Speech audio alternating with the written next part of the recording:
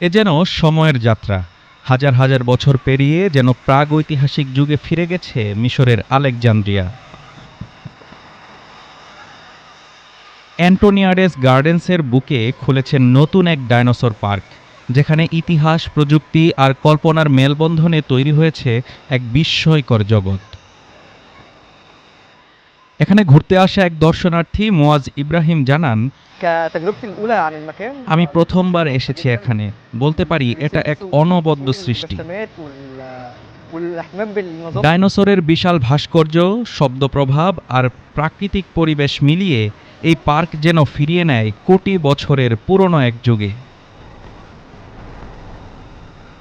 প্রকল্প designer Ibrahim da Vinci জানান, احنا اخترنا حديقة الديناصورات আমরা ডাইনোসর পার্ক বেছে নিয়েছি কারণ এটি ইতিহাসের সেই প্রাচীন আবহকে জাগিয়ে তোলে। عراقة وإقدم الديناصورات. هي طبعا مش نفس এটি শুধু প্রদর্শনী নয়, ইন্টারেক্টিভ এক্সপেরিয়েন্স, সাউন্ডস্কেপ আর 3D ইফেক্টে গড়ে উঠেছে জীবন্ত প্রাগৈতিহাসিক দুনিয়া।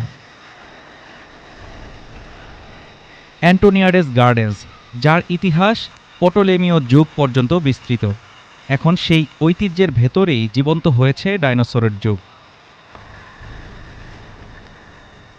ইতিহাসের গন্ধ মিশে আছে প্রযুক্তির ছোঁয়ায়, আর সেই মেলবন্ধনই আলেকজান্দ্রিয়ার সেই পার্ককে করেছে অতীত আর বর্তমানের সংযোগ সেতু।